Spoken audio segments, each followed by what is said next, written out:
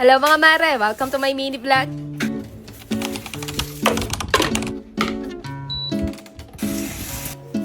Magandang araw mga mare, another day, another walang katapusang nanay serye na naman nga ulit tayo. Kaya tara at samahan niyo muna ulit ako sa isang panibagong araw. Hindi ko alam kung dito lang sa amin, pero medyo malamig talaga yung panahon ngayon. Kaya for today's lunch, ay naisipan ko naman muna magluto ng sinabawan. Buto-buto ng baboy itong pinamalengke ng asawa ko kanina. Yan at hinugasan ko na rin kagad para mapalambot ko na rin. Nasira na yung pressure cooker namin, kaya itong kasirola na lang muna yung gagamitin ko. Meron din nga palang mga nagtatanong sa inyo kung saan ko daw nabili itong lutuan namin. Bali na order ko lang din yan online. Kung bet nyo rin mga mare, ilalagay ko na lang din yung link sa comment section. Hilagang baboy nga pala yung lulutuin ko ngayon at eto lang yung mga gulay na nabili ng asawa ko kanina. Sayang nga at wala daw talaga siyang mahanap na mais sa talipapa. Mas masarap nga sana kako yung sabaw kung meron ding halong mais. Ang kaso ay wala daw talagang nagtitinda kanina.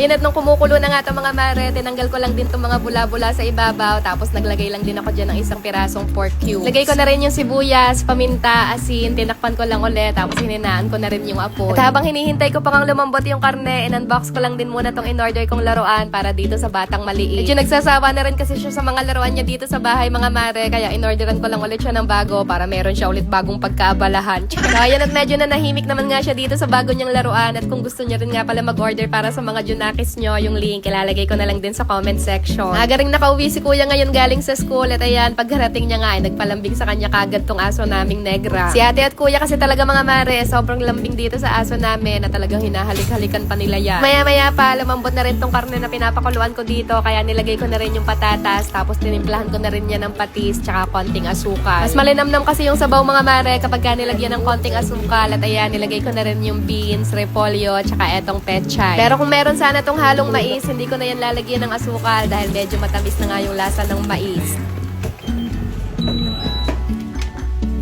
Gugutom na daw si kuya dyan, kaya diretso na rin ako kagad naghain. Medyo late na nga itong lunch namin ngayon dahil ang paghalumambot nitong karne. Pinapalambot ko kasi talaga maigi yung karne mga mare dahil pati nga itong batang maliit, kumakain na rin yan. Nagutuman na rin nga ako siguro to sa sobrang tagal ko matapos magluto, kaya ayan, at kahit mainit pa yung pagkain niya, ay pilit nang inaagaw sa akin. Hipan mo muna, hipan.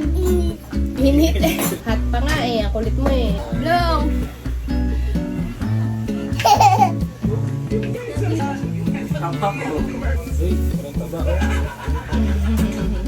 Kain mga mare!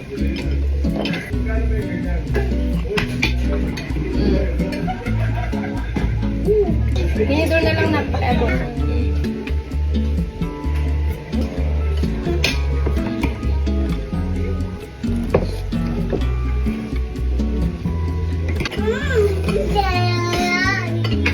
So yummy. Ang galing.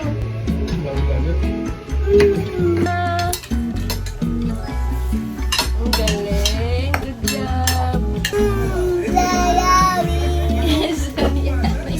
Say thank you. See you again sa next vlog mga mare. Good night na muna. At ayun lang muna ulit for today.